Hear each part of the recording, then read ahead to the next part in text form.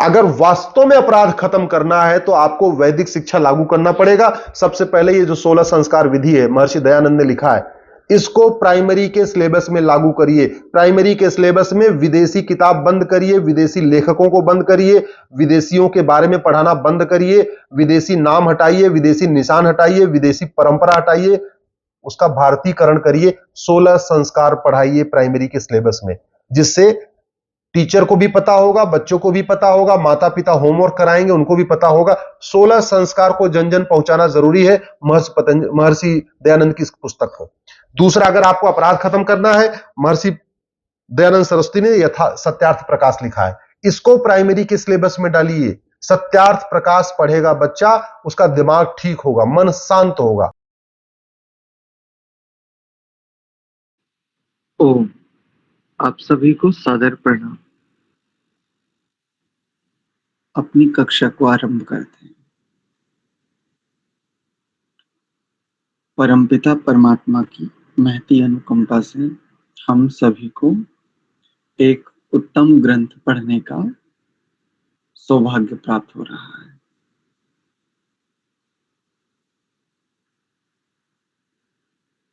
भावना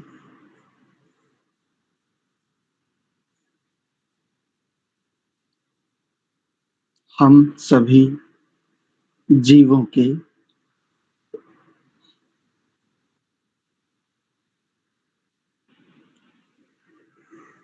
सदैव नाना प्रकार से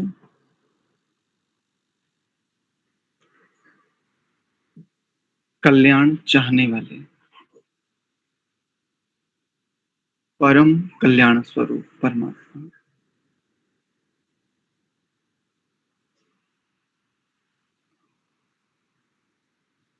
मंत्र पाठ। ओम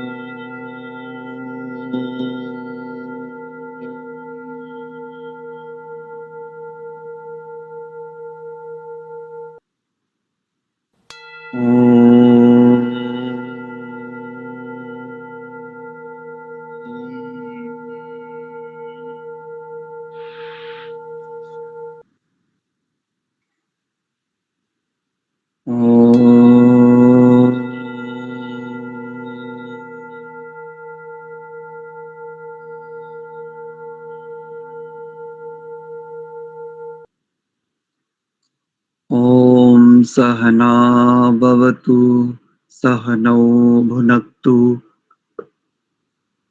सह वीर्यं करवावहै तेजस्विनावधीतमस्तु मा विद्विषावहै। ओम शांति शांति शांति। ओम।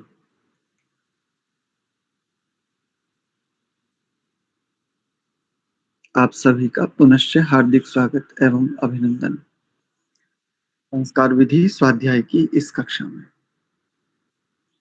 हम शांति करणम नामक प्रकरण पर विचार कर रहे हैं। इससे पूर्व कक्षाओं में इस प्रकरण के 6 मंत्रों का स्वाध्याय हमने किया है। आज हम इस प्रकरण के 7वें मंत्र का स्वाध्याय करेंगे। यह मंत्र ऋग्वेद के 7वें मंडल के 35वें सूक्त का 7वां मंत्र है। ठीक है, देखिए, शन्नः ऐसा भी कर सकते हैं और संहिता में शन्नस सोमो भवतु ब्रह्म। इसमें बकार के बाद रेफ, रेफ के बाद हकार और हकार के बाद मकार है। ब्रह्म, ब्रह्म नहीं है। अधिकांश लोग ब्रह्मा ऐसा उच्चारण करते हैं। इसका शुद्ध उच्चारण ब्रह्म, मां बाद में है और मकार पूरा है, हकार आधा है। इसमें देखने में ऐसा लगता है जैसे मकार आधा हो और हकार पूरा हो, वास्तव में उल्टा है। हकार आधा है और मकार पूरा है, ऐसा कह सकते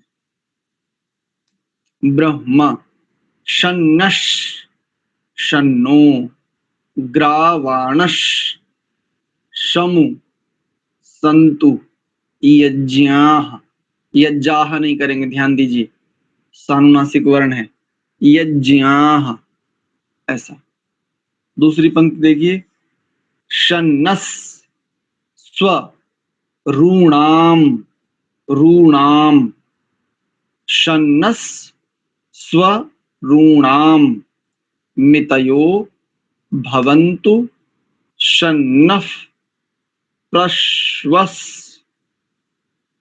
यहां पर ना के बाद जो विसर्ग है इसको उपध्मानी हो जाएगा, तो शन्नः, जैसे धियो यो नः प्रचोदयात, ऐसे यहां पर शन्नः प्रश, प्रस, वश, ऐसा करेंगे तो शुद्ध आ जाएगा। प्रस, क्योंकि यहाँ दंत जकार है तो करेंगे, ऐसा करेंगे ठीक हो जाएगा। और वकार के उपरांत जो विसर्ग है उसको तालव्य शकार जैसा आदेश हो जाएगा, तो प्रस वश, शम वस्तु, शम वस्तु, वेदी, ये है। कोई कठिनता नहीं है, बिल्कुल सामान्य। विसर्ग का विसर्ग भी उच्चारण कर सकते हैं अथवा संहिता की दृष्टि से भी उच्चारण कर सकते हैं, जैसी आपको अनुकूलता हो। मैं एक बार उच्चारण कर देता हूं, फिर आगे बढ़ते हैं। देखिए, दोनों प्रकार से मैं उच्चारण आपको एक बार सुना देता हूं, आपके साथ साझा हो जाएगा तो आपको दोनों प्रकार से समझ में आ जाएगा, जैसी आपको अनुकूलता हो। आग्रह नहीं रखना कि ऐसा ही करना है, ऐसा हो जाए अति उत्तम है, किंतु जब तक ऐसा ना हो पावे तब तक सामान्य उच्चारण भी किया जा सकता है। पहले सामान्य देखिए, ओम शन्नः सोमो भवतु ब्रह्म, शन्नः शन्नो ग्रावाणः शमु सन्तु यज्ञाः, शन्नः स्वरूणां मितयो भवन्तु, शन्नः प्रस्वः शंवस्तु वेदिः। ये सामान्य उच्चारण, प्रायः आप यही उच्चारण सबसे सुनते हैं, यही सुनते हैं। किंतु जो थोड़ा बहुत रुचि रखते हैं व्याकरण आदि शास्त्रों में, जो थोड़ा उत्कृष्टता में श्रद्धा रखते हैं, वो संहिता की दृष्टि से पाठ कर सकते हैं। वो भी देखिए, सुनिए। ओम शन्नः सोमो भवतु ब्रह्म, शन्नः शन्नो ग्रावाणः शमु सन्तु यज्ञाः, शन्नः स्वरूणां मितयो भवन्तु, शन्नः प्रस्वः शंवस्तु वेदिः। ये संहिता की दृष्टि से पाठ, आपको जो उचित लगे, जो अनुकूल आपके हो, वैसा आप उच्चारण कर सकते हैं। चलो कुछ लोगों से सुन भी लेते हैं, थोड़ा सा स्पष्ट भी हो जाएगा आप लोगों को, एक दृष्टि भी मिल जाएगी कि कैसे इसका उच्चारण करना है। तो अच्छा, सबसे पहले कौन इसका शुद्ध उच्चारण करेंगे, वो एक बार अपना हाथ उठाएं अपनी इच्छा से।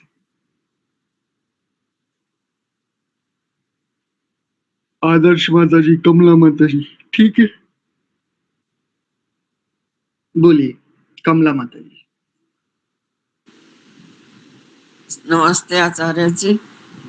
ओम शन्नः सोमो भवतु ब्रह्म, शन्नः शन्नो ग्रावाणः शमु सन्तु यज्ञाः, शन्नः सरूणां मितयो भवन्तु, शन्नः पृष्वः संवस्तु वेदिः। बहुत अच्छा उच्चारण, बहुत अच्छा प्रयास। दो स्थानों पर देखो, ग्रावाण के बाद समू नहीं बोलेंगे, वहां पर तालव्य शकार है, शमू, ग्रावाण शमू, ऐसा। और दूसरी पंक्ति में चौथा शब्द देखो, स्वरूणाम मितयो नहीं बोलेंगे, मितयो, मितयो नहीं, मीता यो, सरूणाम मितयो बस बढ़िया। और ऐसे ही ग्रावाणः शमु संतु, शमु शमु संतु, ऐसा, ठीक है। ग्रावाणः समो सन्तु यज्ञः यज्ञाः, ज्ञाः, ऐसा। यज्ञा। चलिए इसके बाद मांगीराम जी से सुनते हैं। ॐ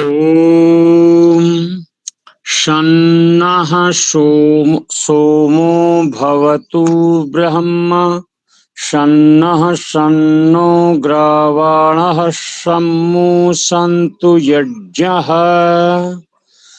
शन्नः सवरूणां मितयो भवन्तु शन्नः प्रश्वः शंवस्तु वेदिः।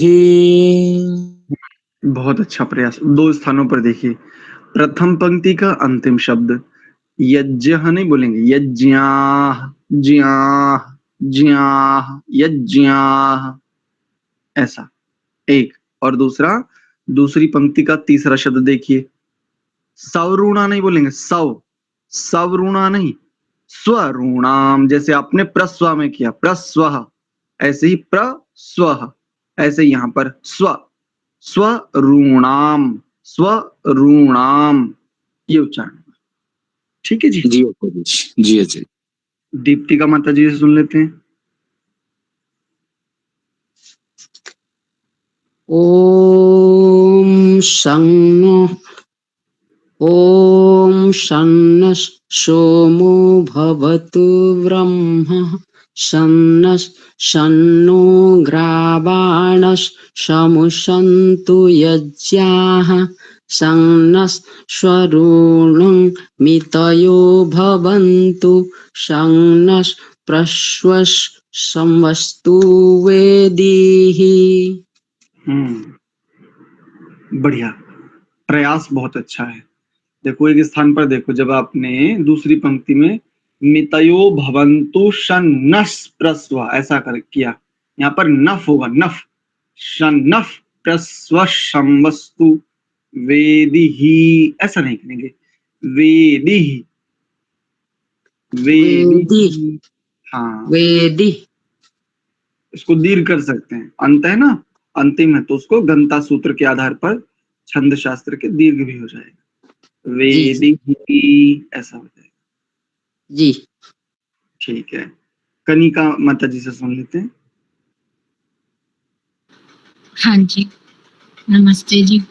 ॐ शन्नः सोमो भवतु ब्रह्म शन्नः शन्नो ग्रावाणः शंसन्तु यज्ञः शन्नः स्वरूणां मितयो भवन्तु शन्नः प्रसवः शमवस्तु वेदिः। अच्छा प्रयास, बहुत अच्छा। संहिता की दृष्टि से भी क्षमा नहीं बोलेंगे, क्षमा वस्तु नहीं बोलेंगे, शम वस्तु, क्योंकि मकार आधा है। ठीक है जी, ठीक है, ठीक। धन्यवाद जी। चलिए गौरव जी से भी सुन लेते हैं। अनुकूलता है गौरव जी? जी आचार्य जी। बोलिए। ओम शन्नः सोमो भवतु ब्रह्म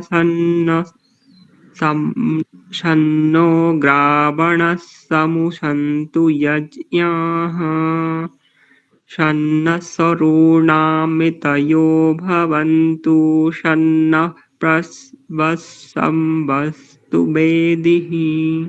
बहुत बढ़िया, बहुत अच्छा उच्चारण। जैसे देखो एक नियम बताता हूं, संहिता पाठ में जहां पर विसर्ग आ जाए ना, और विसर्ग का संहिता के दृष्टि से परवर्ती अक्षर के आधार पर उच्चारण होता है, तो हल्का सा ना जब आरंभ करें, जब आरंभ में सीखें, तो क्या करें, विसर्ग का जो उच्चारण आप कर रहे हैं परवर्ती अक्षर के आधार पर, वहां पर एक हल्का सा विराम ले लें। जैसे शन्नस सोमो, शन्नस सोमो भवतु ब्रह्म शन्नः शन्नो ग्रावाण भवतु ब्रह्म शन्नः शन्नो गावः शन्तु इस प्रकार से शन्नो इसका उच्चारण करें। एक एक स्थान पर देखो, जब आपने यज्ञाः ऐसा एकदम स्पष्ट, ज्ञ यानी मुख नासिका वचनोनुनासिका, इस आधार पर ये सार्वनासिक वर्ण है, और आ के बाद आकार दीर्घ है और आकार के उपरांत विसर्ग है, तो ज्ञ आह यज्ञाः ऐसा बिल्कुल एक एक अक्षर स्पष्टता से। ठीक है बेटा, उच्चारण बहुत अच्छा था। जी आचार्य जी। ठीक है, तो एक बार एसपी सिंह जी से भी सुन लेते हैं।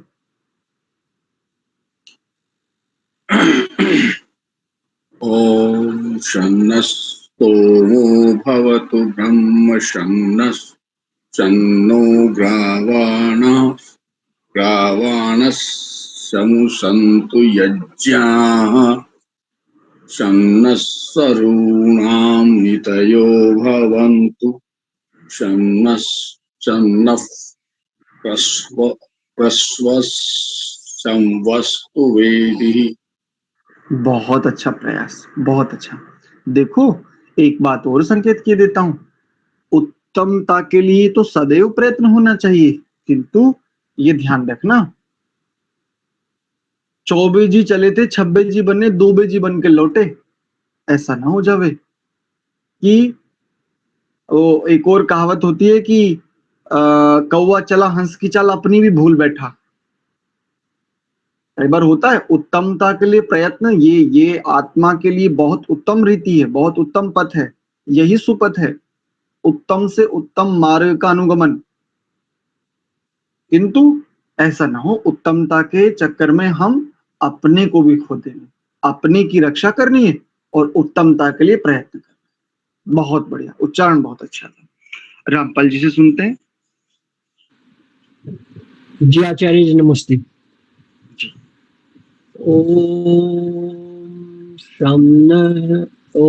शम्नः सोमो भवतु ब्रह्म शम्नः शम्नो,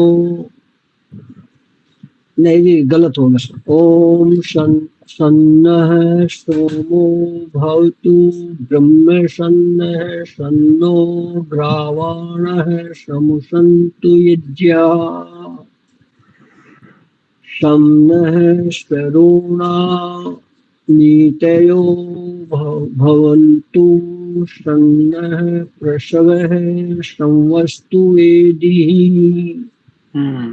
बढ़िया, बहुत अच्छा, बहुत अच्छा उच्चारण। मैं इसके लिए आपको धन्यवाद कहूंगा। बड़ा कठिन होता है प्रायः करके। धन्यवाद आचार्य जी। 2 स्थानों पर थोड़ा सा संकेत करूंगा, जैसे जी। आपने मीतयो, यहाँ पर ह्रस्व इकार है, मीतयो, जी ओ जो है वो दीर्घ है, मीता यो, इसको दीर्घ करेंगे, और इसके बाद आगे देखिए जब आपने किया प्रस्वह, ये बढ़िया है उच्चारण एकदम। प्रस, अगर आप प्र और सवा करेंगे तो गड़बड़ हो जाएगी, इसलिए हमने क्या किया, प्रस कर दिया, प्रस वह, एकदम शुद्ध उच्चारण आएगा। संभावना ही समाप्त कर दी क्या शुद्ध हो जाए, क्योंकि प्रा को अलग करके और सवा करेंगे ना तो वही हरियाणे वाला आएगा, सवा, सकूल। आचार्य जी, ये एक का बना हुआ है विसर्ग से पहले, इसका क्या अभिप्राय है? यहाँ पर एक स्वर है जो ह्रस्व स्वर है। जी जैसे प्लुत का द्योतक होता है ना, जैसे ओम में 3 लिखा होता है, 3 इकाई, जैसे हम जी एक इकाई, 2 इकाई, 3 इकाई पढ़ते थे। जी जी। यहाँ पर ऐसे समझिए कि यहाँ पर जो स्वर है वो ह्रस्व स्वर है, और उस जी ह्रस्व स्वर के भी यहाँ पर 2 स्थितियां प्राप्त होती हैं। देखो, एक उदात्त का चिन्ह लगा और एक अनुदात्त का चिन्ह लगा है। जी एक के ऊपर एक नीचे भी चिन्ह है और एक ऊपर भी चिन्ह है, तो एक अनुदात्त भी प्राप्त है यहाँ पर और उदात्त भी प्राप्त है, इस दृष्टि से। शारदा माता जी सुन लेते हैं। ॐ शन्नः सोमो भवतु ब्रह्म शन्नः शन्नो ग्रावाणः शमुसन्तु यज्ञाः शम्नः स्वरूणां मितयो भवन्तु शम्नः प्रसवः शम्वस्तु वेदिः बढ़िया। वेदिः। जी, बहुत अच्छा प्रयास। 2 स्थानों पर देखिए, ये जो सानुनासिक वर्ण होते हैं, इन वर्णों का बड़ा शुद्ध उच्चारण करना चाहिए। इससे आपको चलो एक बात साझा करते हैं, सानुनासिक वर्णों का शुद्ध उच्चारण करने से आपकी नासिका से लेकर के और मस्तिष्क पर्यंत अनेकों सारे दोषों की निवृत्ति होती है। सीधी भाषा में कहूं तो बहुत सारे हार्मोन बैलेंस होते हैं। संस्कृत के जिन वर्णों को सानुनासिक वर्ण कहते हैं, जैसे या, जैसे ग, इन वर्णों का वेद मंत्र जिस छंद में है, यानी वेद मंत्र में इन वर्णों का शुद्ध उच्चारण करने से नासिका से लेकर के मस्तिष्क पर्यंत अनेकों सारे हार्मोन, अनेकों सारे तत्व बैलेंस हो जाते हैं। इसलिए यज्ञाः ज्ञाः ज्ञ आह, यज्ञ आह, तो यज्ञाः ऐसा। ठीक है जी। और एक और स्थान, अब ठीक है, एक स्थान पर और देखो, प्रस, प्रा के साथ अर्ध सकार को इधर ले आइए, प्रस वह, प्रस वह, अब बिल्कुल ठीक उच्चारण हो जाएगा, प्रस्वाहा। बढ़िया, प्रस्वाहा। ठीक है। दिगंबर जी से और सुन लेते हैं, इन्होंने भी हैंड रेज किया था। जी आचार्य जी, बोलिए जी।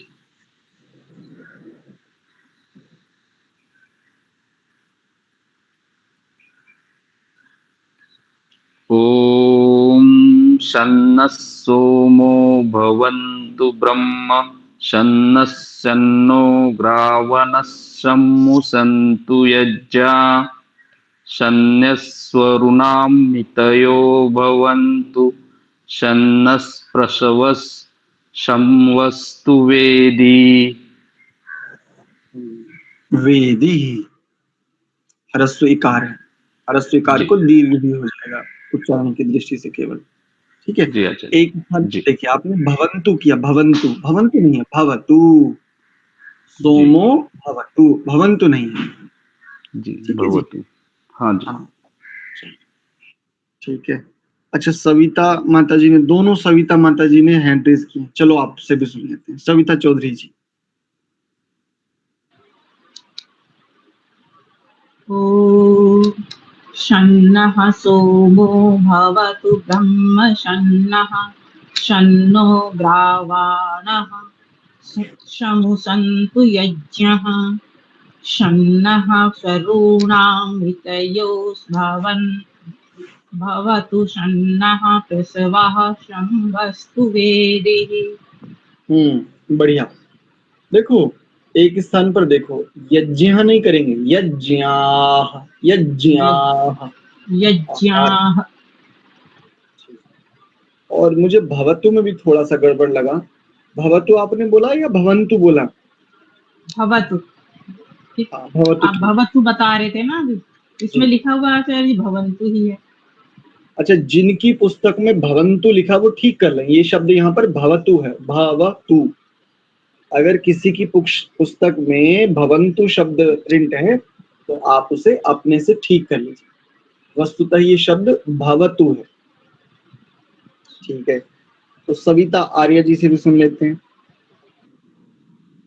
ओम शन्नः सोमो भवतु ब्रह्म शन्नः शन्नो ग्रावाणः शमुसन्तु यज्ञः शन्नः स्वरुणां मितयो भवन्तु शन्नः प्रसवः समवस्तु वेदिः। प्रयास अच्छा है, गति कम कीजिए, एक बात। दूसरी बात, 2 स्थानों पर देखो, जहां पर अनुस्वार को मकार आदेश हो रहा है वहां पर आपने उसको पूरा कर दिया। स्वरूणाम मितयो ऐसा नहीं करेंगे, स्वरूणाम, मां नहीं करेंगे, पूरा नहीं करेंगे। स्वरूणाम मितयो ऋणाम मितयो ऋणाम मितयो ऐसा करेंगे। एक दूसरा आपने क्या, क्षमा वस्तु, प्रस्वह क्षमा वस्तु, ऐसा नहीं करेंगे। शम वस्तु शम वस्तु शम वस्तु। ठीक है जी, जी धन्यवाद आचार्य जी। ठीक है। और अपनी गति को थोड़ा सा इसको ना स्थिरता लेकर के आइए। वाणी में, वाणी की जो गति होती है ना, वो जितनी स्थिर होती है उतनी ही विशिष्ट होती है। वाणी की गति अगर स्थिर गति है तो विशिष्टता को देने वाली होती है, और अति तीव्र है तो विशिष्टता होते हुए भी भंग हो जाती है अथवा धूमिल हो जाती है इत्यादि। ठीक है, तो इसके भाष्य पर, अच्छा किसी और ने भी हैंड रेज किया है? मेरा है गुरुजी। जी जी अशोक जी बोलिए। ओम शन्नः सोमो भवतु ब्रह्म शन्नः शन्नो ग्रवाणः शम्मु सन्तु यज्ञः शन्न सवरुणां नीतयो भवन्तु शन्नः प्रसवः शम्वस्तु वेदिः। 4 से 5 त्रुटियां हैं आपकी। वैसे संकेत करता हूँ थोड़ा सा। जैसे आपने मीतयो किया, दूसरी पंक्ति को लेते हैं पहले। मीतयो, मीतयो नहीं मितयो। और जैसे आपने शन्नः, इसी दूसरी पंक्ति में देखिए शन्नः स्व, इसको अलग कर दीजिए स्व को। जैसे आप प्रतिदिन संध्या करते हैं ना, तो संध्या में गायत्री मंत्र में भी आता है, प्राणायाम मंत्रों में भी स्व आता है, तो स्व को अलग कर दीजिए, स्व ऋणाम, स्व ऋणाम ऐसा। अब आगे चलिए, मितयो, मीतयो नहीं करेंगे, मितयो ऐसा हुआ। अब आगे चलेंगे, प्रस्वः, पहले प्र उसके बाद सकार जोड़िए तो प्रस्वः ऐसा हो जाएगा। क्षमा शम वस्तु वेदीहि वेदीहि। और अब प्रथम पंक्ति में आ जाइए, यज्ञः नहीं यज्ञाः, और ग्रावणः नहीं ग्रावणः नहीं ग्रावाणः। दोनों स्थानों पर आकार है और आकार दीर्घ होता है, और दीर्घ का उच्चारण द्विमात्रिक होता है। अर्थात द्विमात्रिक का तात्पर्य हमारी नाड़ी का स्पंदन, जहां से वैद्य लोग नाड़ी का परीक्षण करते हैं अंगुलियां लगा करके, हमारी नाड़ी का स्पंदन जितने काल में 2 बार होता है, वही काल दीर्घ के उच्चारण का है। अच्छा एक और संकेत करता हूं, देखो मैंने कहा था ना पिछली बार भी, मैं जो आपके साथ उच्चारण साझा करता हूं कि संहिता की दृष्टि से ये उच्चारण है। कई लोगों ने प्रश्न किया कि आचार्य जी हम कैसे माने कि विसर्ग के बाद, नहीं क्षमा चाहूंगा, अनुस्वार के बाद यदि वकार हो तो वहां पर मकार आदेश हो जाएगा, यानी उच्चारण की दृष्टि से मकार होगा। कई लोगों ने प्रश्न पूछा, मैंने उनको कई प्रकार से बताया, भी प्रमाण देकर के भी उन्होंने माना तो, किंतु उन्हें भीतर से स्वीकार नहीं हुआ। उन्होंने इसलिए माना ठीक है चलो आप बता रहे तो हम सुन लेते हैं मान लेते हैं, लेकिन अभी हमें भीतर से स्वीकार नहीं हो रहा। वैसे मैंने ऐसा कभी नहीं कहा कि जो भी मैं कह रहा हूं उसको आप भीतर से आंख बंद करके स्वीकार करें।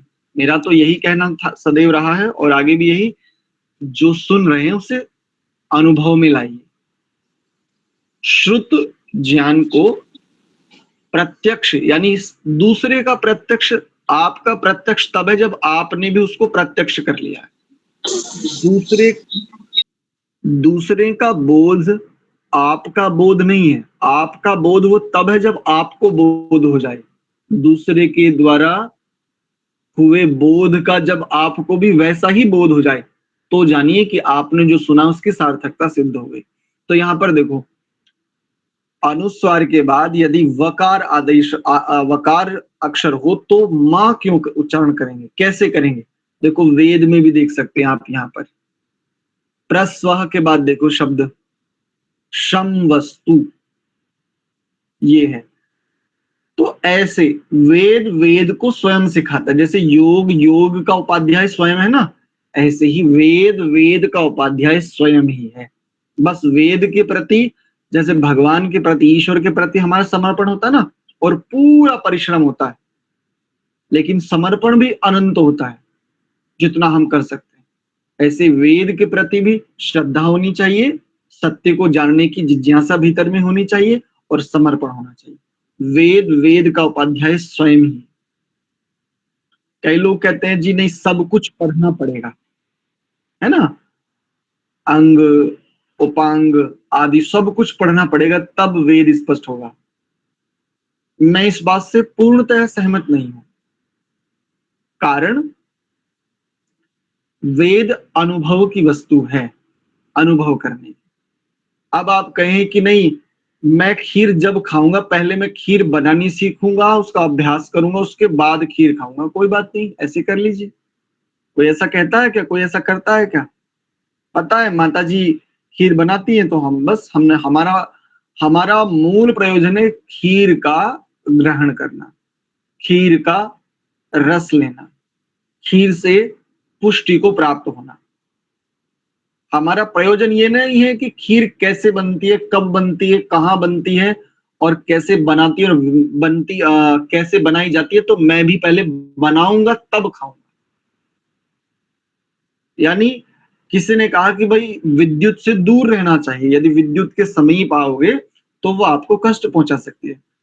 तो कोई कहे ना मैं मानूंगा ही नहीं, आप कितने ही कहो, मेरा प्रत्यक्ष है ही नहीं। गुरुजी ने कहा था कि दूसरों के प्रत्यक्ष को तब तक नहीं मानना जब तक मेरा प्रत्यक्ष ना हो जाए। मैं तो बिजली के तार को छू के देखूंगा, नंगे तार को, तब मानूंगा।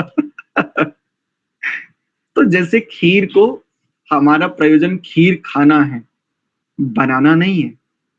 हमारा प्रयोजन विद्युत से लाभ लेना है, या विद्युत के विषय में जो निषेध है कि इससे दूरी बना करके रखें अन्यथा हानि हो सकती है, बस हमारे लिए उतना पर्याप्त है।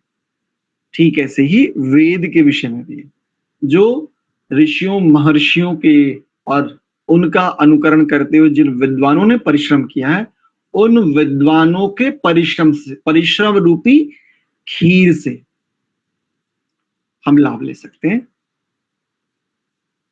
हम बहुत कुछ जान सकते हैं, बहुत कुछ समझ सकते हैं।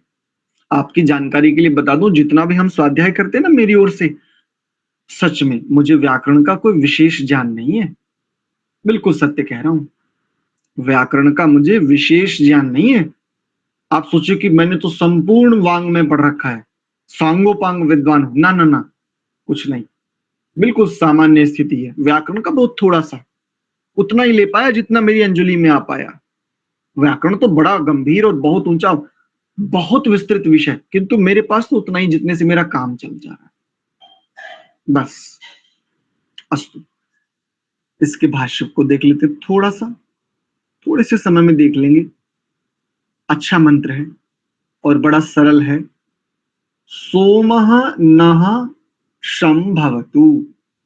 सोम हमारे लिए कल्याण देने वाला भवतु हो।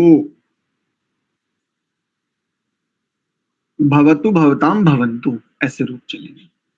जो सोम है, सोमः नः अस्माकम, हमारे लिए, हम सबको, शम कल्याण देने वाला, कल्याणकारी, भवतु हो। निश्चित बात है सोम कल्याण को देने वाला ही होता है, लेकिन सोम यहां पर किसे कहें, तो इसका अर्थ सोम रस भी किया जाता है। अब फिर प्रश्न तो हमारा जो कहते रहता है कि सोम रस किसे कहें, तो सोम रस अनेकों प्रकार की औषधियों से बनाए जाने वाले एक पेय पदार्थ का भी नाम है। गिलोय आदि औषधियों से जो काढ़ा बनाते हैं उसका भी नाम सोम है। अर्क बनाते हैं उसका भी नाम सोम है। आयुर्वेद में गो अर्क यानी गोमूत्र से जो एक वाष्पीकरण प्रक्रिया द्वारा अर्क तैयार किया जाता है, इसका भी नाम सोम है। और अनेकों सारी औषधियों का नाम भी सोम है। सोम का मुख्य तात्पर्य समझ लीजिए, अब आपको स्पष्ट हो जाएगा कि सोम किसके लिए कहा गया है। अच्छा, यज्ञ को भी सोम कहते हैं, यज्ञ का भी एक नाम सोम है। परमात्मा को भी सोम कहते हैं, उदीची दिक् सोमोधिपति, जो सोम का अधिपति है, स्वामी है और उत्तर दिशा में उपस्थित है, ऐसा मनसा परिक्रमा के चतुर्थ मंत्र में हम देखते हैं। तो सोम का प्रयोजन समझ लीजिए। सोम है क्या? शांति, जिसका स्वभाव है, सुख, सौम्यता स्वरूप है जो, उसे ही सोम कहेंगे। जिसके ग्रहण करने से, जिसके स्वीकार करने से, जिसके अनुरूप हो जाने से मैं भी तदरूप हो जाता हूं, बस उसे ही सोम कहेंगे। वो कोई औषधि भी हो सकती है, कोई पेय पदार्थ भी हो सकता है, अर्क भी हो सकता है, कोई उत्तम कर्म भी हो सकता है, उत्तम स्मृति भी हो सकती है, उत्तम स्मृति भी हो सकती है। कई बार किसी आचार्य का संस्मरण हमारे लिए बड़ा सोम का काम करता है। कहते हैं ना, उनके उस संस्मरण की जैसे स्मृति आई, मन एकदम शांत हो गया, प्रफुल्लित हो गया, आह्लाद में डूब गया। वो घटना जैसे ही मुझे स्मरण आई, उससे पहले मैं बड़ा विचलित था, परेशान था, दुखी था, लेकिन जैसे ही वो घटना का स्मरण हुआ, ऐसे संशय निवृत्त हो गया जैसे कुछ था ही नहीं। तो सोम का मुख्य तात्पर्य समझ लीजिए, आगे की चीजें आपको स्पष्ट हो जाएंगी। आगे देखिए, ब्रह्म नाशम, और जो ब्रह्म है वह हमारे लिए कल्याणकारी हो। आप ब्रह्म किसे कहें? तो ब्रह्म शब्द को बताने के लिए अगर शिक्षा शास्त्र में देखें तो दो अर्थ किए वहां पर। शब्द ब्रह्म वेद और पर ब्रह्म परमात्मा, ये दो अर्थ हमें शिक्षा में मिलते हैं। इसके अतिरिक्त ब्रह्म विद्वान की भी संज्ञा है। चारों वेदों के विद्वान को, सांगोपांग विद्वान की भी ब्रह्म संज्ञा है। इसके अतिरिक्त जो यज्ञ का, सामान्य यज्ञ से लेकर के बड़े बड़े यज्ञों का जो मुख्य कर्ता होता है, कराने हारा होता है, जिसके निरीक्षण में ये यज्ञ संपादित होते हैं, उसकी भी ब्रह्म संज्ञा है। ऐसे तो ब्रह्म कहते किसको है? जो बहुत विस्तृत है, जिसका ज्ञान बहुत विस्तार को प्राप्त हो चुका है, ज्ञान की दृष्टि से जो वृद्ध है, जो बड़ा है, जो विस्तृत है, फैला हुआ है, व्यापक है, जो बुद्धि के स्तर पर, ज्ञान के स्तर पर। व्याप्ति दो प्रकार से होती है, एक ज्ञान की दृष्टि से व्याप्ति होती है और एक स्थान की दृष्टि से व्याप्ति होती है। तो परमात्मा की जो व्याप्ति है वो ज्ञान की दृष्टि से भी है और स्थान की दृष्टि से भी है। हम मनुष्यों की, या यूं कहें हम आत्माओं की जो व्याप्ति है वो ज्ञान की दृष्टि से होती है। तो जो ज्ञान की दृष्टि से व्यापक हो गया, बड़ा हो गया, बूढ़ा हो गया है जो ज्ञान की दृष्टि से बूढ़ा हो गया, शरीर जिसका बूढ़ा हो गया उसकी ब्रह्म संज्ञा नहीं है, जो ज्ञान में बूढ़ा हो गया। कई बार कहते हैं ना छोटे से बच्चों को, 8 साल का 10 साल का बच्चा, उसे कई बार हम देखते हैं वो ऐसी बड़ी बड़ी बातें करता है, तो हम कई बार उसे बोलते हैं, अरे तू तो बड़ी बड़े बूढ़ों वाली बात करता है, तू बच्चा है या कोई हमारा दादा है? ऐसा तो वास्तव में देखे तो पूर्व जन्मों से उन्होंने उस आत्मा ने बड़ा अच्छा प्रारब्ध लेकर के वो आया है, उसने बड़ा परिश्रम किया विद्या को जानने के, सीखने समझने के लिए। ऐसे तो ब्रह्म अर्थात बड़ा, ब्रह्म अर्थात ज्ञान, विस्तृत, व्यापक, जहां संशय रहित स्थितियां होती है, ऐसा वो हमारे लिए क्या हो? कल्याणकारी हो। अब इसका अगर ब्रह्म शब्द का अर्थ वेद ले लें तो वेद हमारे लिए कल्याणकारी हो। स्वाभाविक है, वेद हमारे लिए कल्याणकारी ही होता है, अकल्याणकारी होता ही नहीं, हो ही नहीं सकता, होना ही नहीं चाहिए, लेकिन होता है। वेद भी अकल्याणकारी हो जाता है। कई बार जब वैदिक धर्म, आर्य समाज आदि से आप प्रारंभ में जुड़ते हैं तो बड़ी श्रद्धा होती है, वेद सुनने को मिल जाए तो ऐसा लगता है जैसे ना जाने भगवान का प्रसाद भगवान ने हमें स्वयं दिया करके। और धीरे धीरे उस समय संध्या में एक ऐसी तीव्र गति होती है, बहुत अच्छी स्थिति होती है, और धीरे धीरे फिर वही वेद मंत्र बोझ भी लगने लगते हैं। संध्या करने में भी अरुचि होने लगती है। कुछ समय तो ऐसा भी आता है जब संध्या को छोड़ भी देते हैं, हर कोई छोड़ता, लगभग हर कोई छोड़ता है।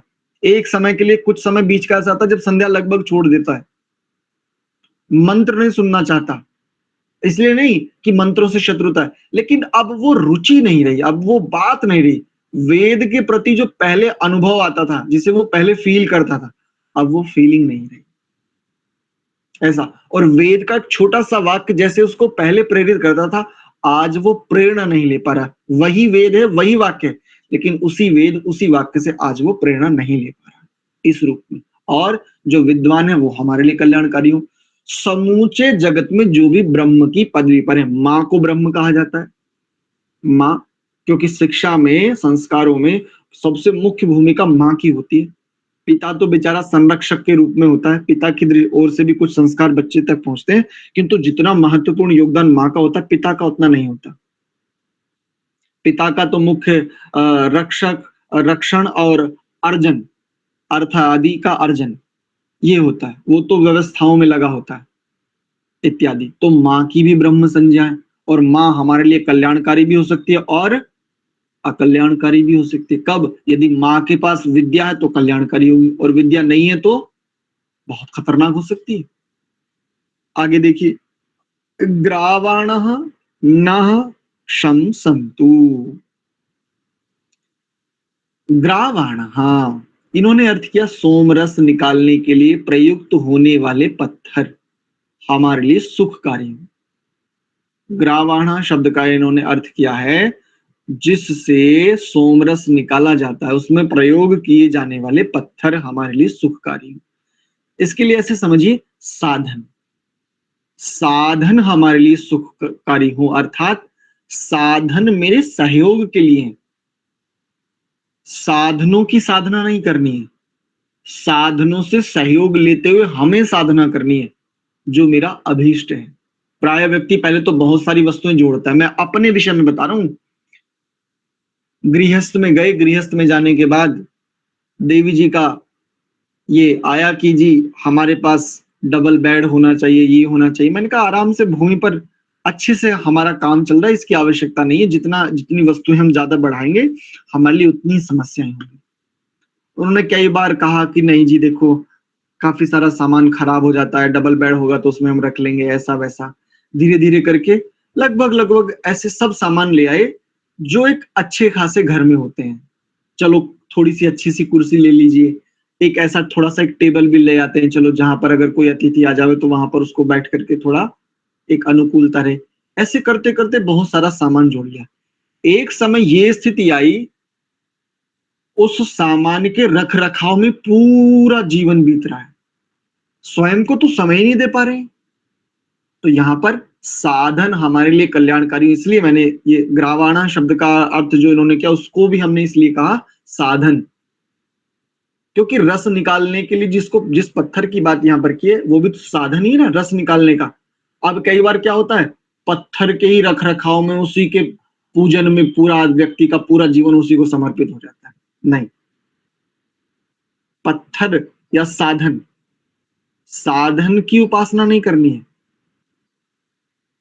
साधन की उपासना नहीं करनी है, पूजा अवश्य करनी है। पूजा अर्थात सत्कार, सत्कार अर्थात उस वस्तु से यथा योग्य लाभ लेना।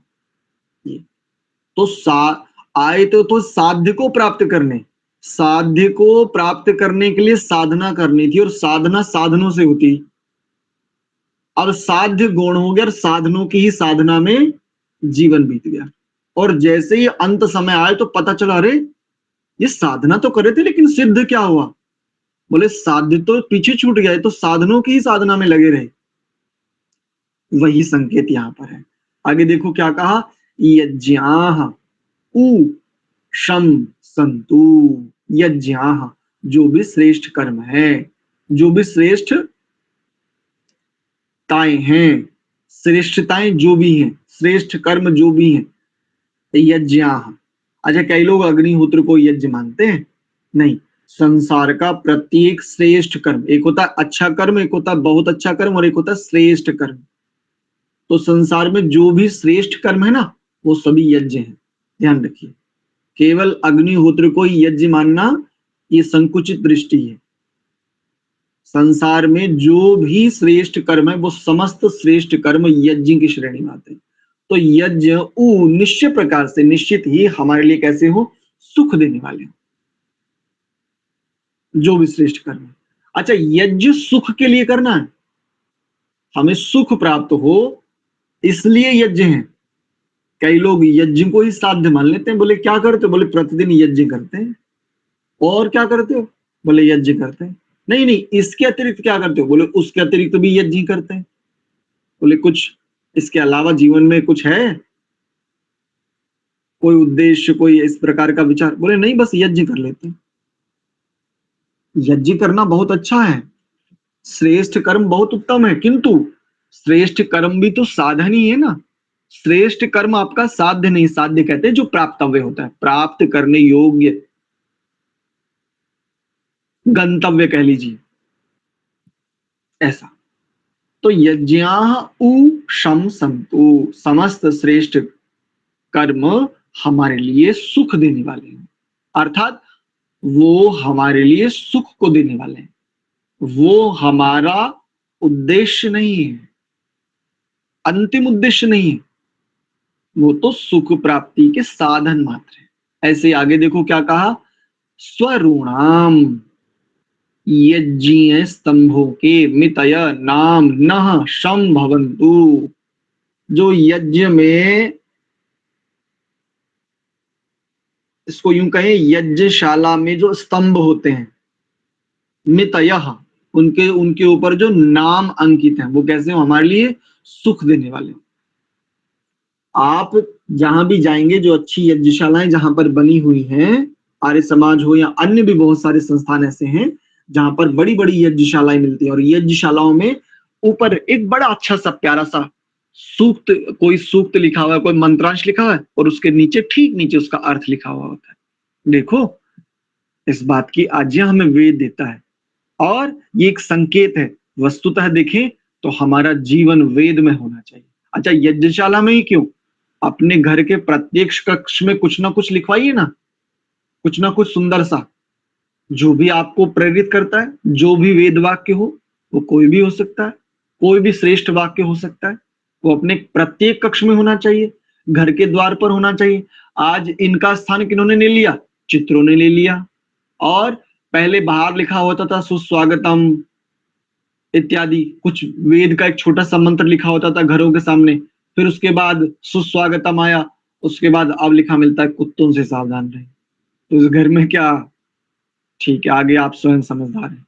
आगे कहा, अच्छा इसके लिए एक और संकेत दे देते हैं, स्वरूणाम मितयः, ऐसा है ना। तो देखो, जो एक तो ये हो गया कि यज्ञ में जो प्रयोग होने वाले स्तंभ है, अर्थात जो हमारे भवन आदि, उन भवनों में ऐसी उक्तियां उकेरी गई हो, लिखी गई हो, जो हमें सुख देने वाली हो, प्रेरित करने वाली हो। कई बार होता है जी, घर में बड़ी नकारात्मकता है, जैसे हम मांगे तो वहां तो नकारात्मकता इतनी थी, हम तो अत्यंत बस रुकना दूभर हो गया। तो वहां पर वेद मंत्र आदि लिखो ना, ऐसी उक्तियां लिखो ना, उनका प्रतिदिन उच्चारण इस प्रकार से करो ना, फिर देखें कैसे नकारात्मकता कहीं ठहरे ऐसे। और एक और दूसरा अर्थ देखो, साधन, हमारे लिए जो भी साधन है, उन साधनों के जो नाम है और उन साधनों पर जो नाम है, साधनों के जो नाम है और साधनों पर जो नाम है, ऐसे कहूंगा जैसे वर्तमान में, एक छोटा सा संकेत देता हूं आपको, बहुत अच्छे से समझ में आएगा। जैसे वर्तमान में एक परिधान है जिसे टी शर्ट कहते हैं, टी शर्ट स्त्री पुरुषों दोनों के द्वारा पहने जाने वाला एक परिधान है, जिसे कटी प्रदेश से ऊपर पहनते हैं। टी शर्ट मान लीजिए, उसे शर्ट मान लीजिए, उसे कुछ भी मान लीजिए। इसका एक तो नाम टी शर्ट है, और इस टी शर्ट के ऊपर बहुत कुछ लिखा हुआ होता है। बस इसको ही मैं संकेत करना चाहता हूं। जो साधन है, जैसे टी शर्ट है, एक तो उसका नाम हमें सुख देने वाला हो, और टी शर्ट के ऊपर जो लिखा हुआ है वो प्रेरित करने वाला हो, वो संकीर्णता का द्योतक ना हो।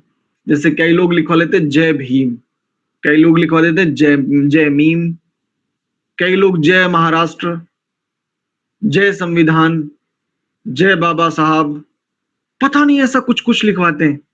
निस्संदेह इसमें से जो भी जिनका भी उत्तम प्रयास है ना, वो उनका प्रयास अनुकरणीय है, लेकिन ऐसा कुछ लिखा होना चाहिए जो सबके लिए एक समान हो, वही संकेत है यहाँ पर। स्वरूणाम मितयः न संभवन्तु। साधन हमारे लिए, साधनों का नाम हमारे लिए प्रेरक हो, और साधनों के ऊपर लिखा हुआ नाम हमारे लिए प्रेरक हो। आगे कहा प्रस्व न शम। औषधियां, जो औषधियां है ना, वो भी हमारे लिए सुख को बढ़ाने वाली हो। आज औषधियां सुख को कम, दुख को अधिक बढ़ा रही हैं। सुख को कम बढ़ा रही हैं, दुख को अधिक बढ़ा रही हैं। अच्छा, यज्ञ परक अर्थ क्यों किया? जैसे ऊपर कहा सोमः, फिर कहा ब्रह्म, फिर कहा ग्रावाणा, इन सब को यज्ञ से जोड़ा, और यहां तो स्पष्टता से कह दिया यज्ञाः ऊषम सन्तु, और स्वरूणामिता यहां पर तो स्पष्टता से कह दिया यज्ञ स्तंभ। एक प्रश्न मन में रहता है कि भाई इससे यज्ञ अर्थ कहां आता है? तो देखो, एक एक बात कहते हैं अनुवृत्ति। अनुवृत्ति दो प्रकार से चलती है, ऊपर से नीचे को भी जाती है और नीचे से ऊपर को भी अनुवृत्ति जाती है। जैसे मान लीजिए एक सूक्त में 6 मंत्र हैं, प्रथम मंत्र में कोई बात है, उसकी अनुवृत्ति नीचे तक भी आ सकती है, और छठे मंत्र की अनुवृत्ति प्रथम मंत्र में यानी ऊपर भी जा सकती है। अनुवृत्तियां भी कई प्रकार की होती है। तो यहां पर देखो, ये जो है ना, उ वेदी न शम अस्तु, निश्चय प्रकार जो वेदी है। अब वेदी किसकी होती है? तो यज्ञ की वेदी होती है, यज्ञ वेदी ही वेदी होती है, क्योंकि वेदी कहते ही उसको है जो ज्ञान परक हो, जिसमें विशेष समायोजन हो, विशेष गणना हो, जिसकी रचना ही विशेष बोध कराने वाली हो। सामान्य व्यक्ति जिसने अपने जीवन में कभी यज्ञवेदी ना देखी हो, उसे यज्ञवेदी देखने को मिले और उस यज्ञवेदी में किया जाने वाला हवन उसको भी वो देखे, तो उसके लिए वो बहुत रोचक जिज्ञास्य विषय हो जाता है। तो ये जो वेदियां हैं, जो रचनाएं हैं, अब वेदी से तात्पर्य ज्ञान पूर्वक जो भी रचनाएं हैं। तो दो प्रकार की रचनाएं हैं, एक सर्वज्ञ की और एक हम अल्पज्ञों की। तो जो भी रचनाएं हैं उनसे हम सुखी होंगे, यानी रचनाएं ऐसी हो जिससे हम सुख प्राप्त कर सकें। अब दो व्यक्ति हैं, बना लिया 6 मंजिला मकान। अच्छा, किराएदार भी नहीं मिल रहे हैं, और मिल रहे हैं तो वो दूसरे वाले खतरनाक मिल रहे हैं, जो अगर 3 साल रह गए तो पता चला मकान मालिक गया पर उन्हीं का कब्जा हो गया। ऐसा हो रहा है। तो यहां पर रचना ऐसी हो जो हमारे लिए सुखकारी हो, रचना ऐसी ना हो जो हमें दुख देने वाली हो। कई बार जीवन ही छीन लिया जाए। कल की संभवतः परसों की एक कक्षा हुई थी, उसमें किसी ने संकेत किया था कि पिछले दिनों 2008 में एक घटना घटी थी जबलपुर में, कि कोई वृद्ध थे, उनके पास बहुत संपत्ति थी, और ऐसे किसी ने कहा कि हमें केवल ठेला आदि खड़ा करने के लिए स्थान चाहिए, और फिर बाद में उनकी हत्या कर दी गई। तो बिल्कुल ऐसे ही है, वेद तो बहुत कुछ समझाता है, बहुत कुछ कहता है, हम ना समझे तो ये दोष हमारा ही है। और कितने सुंदर सुंदर भजन लिखे, वो भजन जब जब सुनते हैं तो बड़ी प्रेरणा मिलती है। जब ध्यान से सुनते हैं, केवल मनोरंजन के लिए सुनते हैं तो उसमें सुख बुद्धि भी होती है। वो तो अंदर से समझा रहा है हमें, हम ही ना समझे तो वो क्या करें। देखो कितने सुंदर सुंदर है। वेद दे दिया, बाहर भी विशेष ज्ञान पूर्वक रचनाएं हैं समूची सृष्टि में, इसके बाद भी भीतर से सतत प्रेरणा कर रहा है। तब भी यदि हम केवल दिखावे के चक्कर में, अपनी झूठी शान बढ़ाने के चक्कर में अनेकों प्रकार की ऐसी रचनाएं करते हैं, फिर रचनाओं में उलझ करके रह जाते हैं। शान क्या है, किस लिए? साधन तो जीवन जीने का एक यंत्र मात्र है ना। अब यंत्र के लिए क्या अपना जीवन समर्पित किया जाए? कई लोग नहीं, मुझे देखें, लोग जाने कि मैं इतना बड़ा व्यक्ति हूं। नहीं, आप कितने बड़े व्यक्ति हैं, ये सांसारिक व्यवहार मात्र है। और सांसारिक व्यवहार के लिए जो आप पूरा जीवन बल आहूत कर रहे हो, आप घाटे में, ये समझ आना चाहिए उसको। देखो इतनी बढ़िया बातें हम वेदों से जान सकते हैं, सीख सकते हैं, समझ सकते हैं, और अपने जीवन को सामान्य से अच्छा, बहुत अच्छा, उत्तम, अति उत्तम और श्रेष्ठ बना सकते हैं। आशा करता हूँ हम सबको बहुत सारी बातें समझ में आई होंगी। भावार्थ के रूप में एक छोटा सा है इन्होंने वो दिया, वो भी आपके लिए पढ़ देता हूँ, आपको भी स्पष्टता आ जाएगी। कहा, हे प्रभु, आपकी कृपा से औषधियों के राजा, सोम का रस, वेद के मंत्र, सोम रस निकालने के प्रस्तर, प्रकर्ष रूप से जो स्तर है, जो साधन है, संसाधन है ये, और यह यज्ञ, यज्ञ में खड़े किए गए यज्ञीय स्तंभ, औषधियां, यज्ञ की वेदी, ये सब हमारे लिए सुखकारी हो। इति। मेरी ओर से आज का इतना ही। यदि आप में से किन्हीं का कोई प्रश्न आदि है तो वो पूछे। जी कनिका जी, कनिका माता जी। हाँ जी, स्वरूणम मितयो का क्या बताया था? अच्छा, स्वरूणाम मितयों का अर्थ क्या बताया था? स्वरूणाम शब्द का अर्थ बताया था यज्ञीय स्तंभ, और मितय शब्द का अर्थ बताया था नाम। और इसके लिए इसको समझने की दृष्टि से हमने कहा था साधन, साधन का नाम और साधनों के ऊपर नाम, साधनों का नाम और साधनों के ऊपर नाम, ये दोनों कैसे हो? प्रेरक हो, प्रेरणा देने वाले हो। और उसके लिए हमने एक उदाहरण दिया टी शर्ट का वर्तमान में। ठीक है जी। नंदन जी, नंदन जी। जी, ये समना प्रस्वा व्याख्या होने से रह गया था। नहीं किया तो था। प्रस्वा शब्द का औषधियां, औषधियां हमारे लिए कल्याण देने वाली हो, किया था इसका। प्रस्वा शब्द का अर्थ यहाँ पर करेंगे इस मंत्र की दृष्टि से औषधियां, औषधियां हमारे लिए कल्याण देने वाली हो। औषधि, हाँ मैंने एक संकेत किया था। अच्छा, व्याख्या नहीं की इस बात की कि औषधियां तो कल्याणकारी हैं, फिर ये अकल्याणकारी कैसे हो जाती हैं? वर्तमान में बहुत प्रकार की छेड़छाड़, अनावश्यक रूप से अधिक उपार्जन, अधिक उपज कह सकते हो, ये सब कुछ ये छेड़छाड़ ही तो है अनावश्यक रूप से।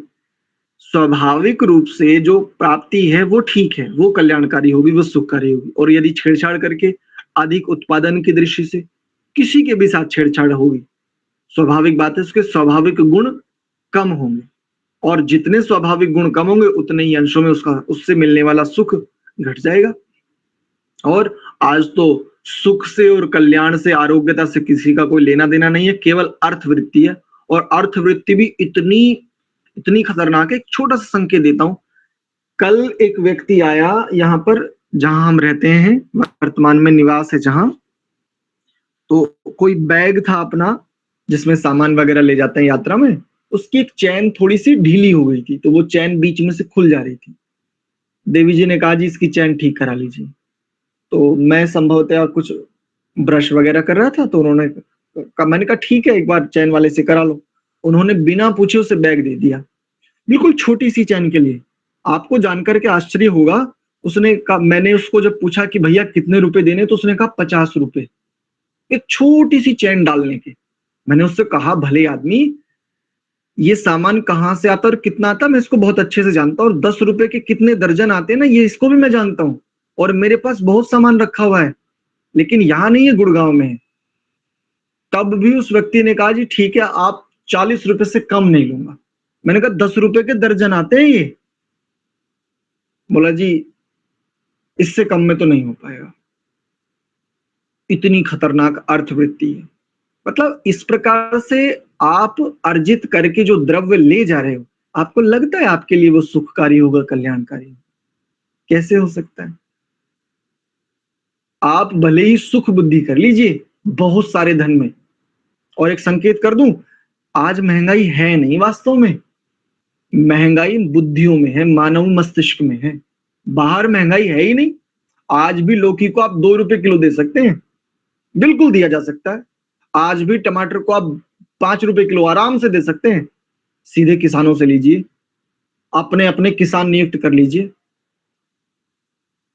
एक पूरी कॉलोनी मिलकर के किसी किसान को हायर कर लीजिए, 2-4 किसानों को, भाई तू जो उगाता, तू भिंडी उगाता, बिल्कुल शुद्ध उगानी है, और मंडी से 1 रुपया तू जो मंडी में जाता वहां तुझे आड़त देनी पड़ती है, वो आड़त भी तुझे यहाँ देनी नहीं पड़ेगी, और जो तेरा मंडी में है उससे 1 रुपया अधिक हमसे, लेकिन शुद्ध दे, इस प्रकार से। तो औषधियां हमारे लिए कल्याणकारी हो, ये तात्पर्य है। हम तक जो पहुंचने वाले पदार्थ हैं, उन पदार्थों में भी हमारी प्रज्ञा होनी चाहिए। इसलिए कहा यस्य नास्ति स्वयं प्रज्ञा तस्य शास्त्रम करोति किम। तो शास्त्र भी तो दृष्टि ही है, शास्त्र भी तो एक प्रकार का प्रकाश ही है, बोध ही है। अस्तु, आशा करता हूं नंदन जी को स्पष्ट हो गया होगा। जी आचार्य जी। ठीक है, रामपाल जी ने भी संभवतः हैंड रेज किया जी। जी आचार्य जी, ये जो एक आपने पत्थर बताया था, पत्थर किस शब्द का अर्थ है जी? अच्छा, पत्थर किस शब्द का अर्थ है ये पूछ रहे हैं। यहाँ पर दिया है इसमें, हाँ यहाँ पर दिया है इसमें ग्रावाण। अच्छा, ग्रावाण। हाँ, ग्रावाण शब्द का अर्थ इन्होंने जो किया है वो सोमरस निकालने के लिए प्रयोग होने वाले पत्थर, ऐसा इन्होंने किया है।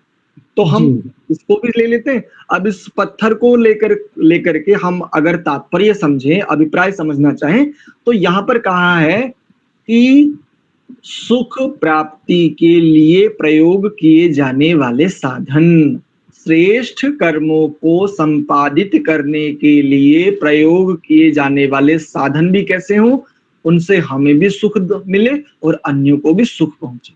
कई बार, जैसे एक और उदाहरण देता हूं संकेत से, कई बार कुछ अपनी एक कोई कार्यशाला लगा लेते हैं, उसमें एक मशीन ले आते हैं, वो मशीन हमें तो सुख दे रही है, लेकिन वहां पर काम करने वाले कर्मचारियों को उसका शोर इतना है, उससे निकलने वाला अनेकों प्रकार का प्रदूषण इतना है, ध्वनि प्रदूषण हो सकता है, वायु प्रदूषण हो सकता है इत्यादि, वो इतना है। हमें तो सुख मिल रहा है, हमें तो लाभ मिल रहा है, लेकिन अन्य लोगों के लिए दुख का कारण बन रहा है। अब हमें भले ही लग रहा हो कि हमें लाभ मिल रहा है, हमें सुख मिल रहा है, लेकिन हमारा सुख कट भी रहा है, निरंतर डिडक्शन चल रहा है वहां पर, उस पर। यहाँ तो जो आपकी अर्निंग होती है उस पर टीडीएस या कोई 1-2 टैक्स लगते हैं। भगवान की व्यवस्था में बड़ी खतरनाक स्थिति है, यहाँ तो 1-2 टीडीएस देकर के बच जाते हैं, और टैक्स देने से बचने के लिए कई बार कहीं थोड़ा सा दान दे देता है तो वहां से एक हमें रिसिप्ट मिल जाती है, उसको देख करके हम टैक्स से बच जाते हैं।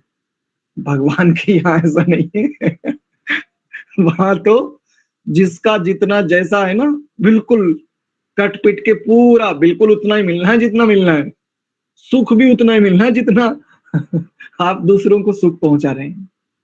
ये है यहाँ पर। ठीक है जी, धन्यवाद आचार्य जी। प्रश्न था, बीच में एक प्रकरण आया था, आप बोले थे कि प्रारंभ में जो कोई मतलब संध्या और वेद मंत्र सुनता है उसको वह लाभ होता है, बहुत ज्यादा मतलब रुचि रहती है, बाद में क्यों हो जाती है? अच्छा, बाद में अरुचि क्यों हो जाती है, ऐसा प्रश्न है? हाँ। बाद में अरुचि इसलिए हो जाती है कि अति उत्साह होता है। जब आत्मा का स्वभाव है, आत्मा नवीनता की ओर शीघ्र आकृष्ट होता है, जैसे उसे नवीनता होती है, क्योंकि सत्य को भी पहचानता है आत्मा और असत्य को भी पहचानता है। जैसे ही भले ही उसे जीवन में सत्य कभी ना मिला हो उससे पूर्व, लेकिन जैसे ही उसे सत्य सुनने को, जानने को, समझने को मिलता है ना, तो उसकी ओर बड़ी शीघ्रता से आकृष्ट होता है। और ये आकृष्टि इतनी तीव्र होती है कि यहाँ पर अति उत्साह में आ जाता है, और अति उत्साह में आकर के, क्योंकि सत्य को तो इसको बोध है भी, सत्य को तो ये पहचान ही रहा होता है, तो फिर क्या होता है, अति उत्साह में आकर के ये बहुत सारी अपेक्षा उससे रख लेता है। जैसा कुछ पढ़ रहा होता है, जैसा कुछ सुन रहा होता है ना, उसे ऐसा लग रहा हो कि नहीं, बिल्कुल मुझे निश्चित ही प्राप्त हो जाएगा और जब मैं चाहूंगा तभी हो जाएगा। लेकिन निरंतर प्रयास करने पर भी उतना प्राप्त नहीं होता जितना कि इसकी अपेक्षा है, उससे कम होता है, या होने पर वो स्थिर नहीं रह पाता। प्राप्ति हो जाती है, कई बार बहुत अच्छी स्थिति प्राप्त हो जाती है जैसा वो चाह रहा होता है, लेकिन स्थिरता नहीं रह पाती उस प्राप्ति में, या अन्य कोई व्यवधान आ जाते हैं। इस प्रकार से धीरे धीरे अरुचि होने लगती है, और अरुचि होते होते होते होते वो अरुचि ऐसी हो जाती है कि प्रत्येक, मैंने तो अभी तक जो अनुभव किया है, मेरे संज्ञान में तो यही कि हर उस प्रत्येक व्यक्ति के जीवन में ऐसा समय आता है जब वो संध्या का, जब उसे केवल एक गायत्री मंत्र भी अशुद्ध उच्चारण करना आता ना, तब उसकी बड़ी तीव्र श्रद्धा होती है, बड़ी तीव्र, बहुत तीव्र पिपासा होती है। जैसे जल में डूबे व्यक्ति को एक प्राण मिल जाए बस, जैसे उसकी तीव्र इच्छा होती है ना, बिल्कुल ऐसी इसकी होती है। लेकिन फिर पूरी संध्या स्मरण हो जाती है। ऐसे चलते चलते चलते चलते एक समय ऐसा आता है जब ये संध्या बिल्कुल छोड़ देता है, क्योंकि इसकी अभिलाषा बहुत ऊंची थी, ये अति श्रद्धावान हो गया था। तो अपने यहां जब गति करना चाहे जीवन में, तो सबसे पहले गुरुकुल में जाने वाले छात्र को एक उपदेश किया जाता है। क्या उपदेश किया जाता है? गुरु मंत्र का। और गुरु मंत्र का उपदेश देते ही अगले दिन जो, यानी दूसरे दिन का जो पाठ है, आचार्य उसको पढ़ाता है धैर्यम धारयेत, धर्म को, धैर्य को धारण करो। वर्तमान में तुम्हारा जीवन अब आरंभ होता है, यहां से तुम्हें जो द्विज बनने का दूसरा जन्म, विद्या रूपी गर्भ में जो दूसरा जन्म तुम्हें प्राप्त हो रहा है, यहां पर तुम्हारा सबसे पहला कर्तव्य है गुरु मंत्र का उपदेश सुनना, और उसके बाद जो प्रथम कर्तव्य वो है धैर्य। अति की तो बात ही समाप्त हो जाती है यहां पर। यानी दूसरा ही उपदेश, प्रथम यज्ञोपवीत उपनयन संस्कार, वेदारंभ संस्कार के बाद आचार्यों को जो दूसरा पाठ अपने शिष्य के लिए होता है, अपने ब्रह्मचारी के लिए होता है, वो यही होता है धैर्य। ठीक है गुरु? जी आचार्य जी। चलिए ठीक है, आज का समय भी पर्याप्त हो गया, और आपके धैर्य को भी हम प्रणाम करते हैं कि आप लोगों को जैसी सूचना मिलती है कि आज फिर से कक्षा है। अन्यथा होता यह है कि प्रायः करके मैंने अनेकों बार देखा है कि जैसे कक्षा का 1-2 दिन विराम हो जाए ना, तो व्यक्ति छोड़ देते हैं, और फिर बार बार उन तक सूचना भिजवाने पर भी नहीं जुड़ पाते। लेकिन यहां से एक बात स्पष्ट होती है कि आपके भीतर में वेद के मंत्रों को जानने की, वेद के मंत्रों का शुद्ध उच्चारण सीखने की, उन मंत्रों से शिक्षा लेने की, उन मंत्रों में निहित रहस्यों को जानने की कितनी उत्कट तीव्र अभिलाषा है। इसके लिए आप सभी बहुत धन्यवाद के पात्र हैं। चलिए, जिन प्रभु की, जिन परम कारुणिक की कृपा से हम ऐसा जान पा रहे हैं, समझ पा रहे हैं, उनको एक बार कृतज्ञता पूर्वक श्रद्धा युक्त हृदय से उनको पुनः स्मरण कर लेते हैं, और इस सत्र को यहीं विराम देते हैं। ओम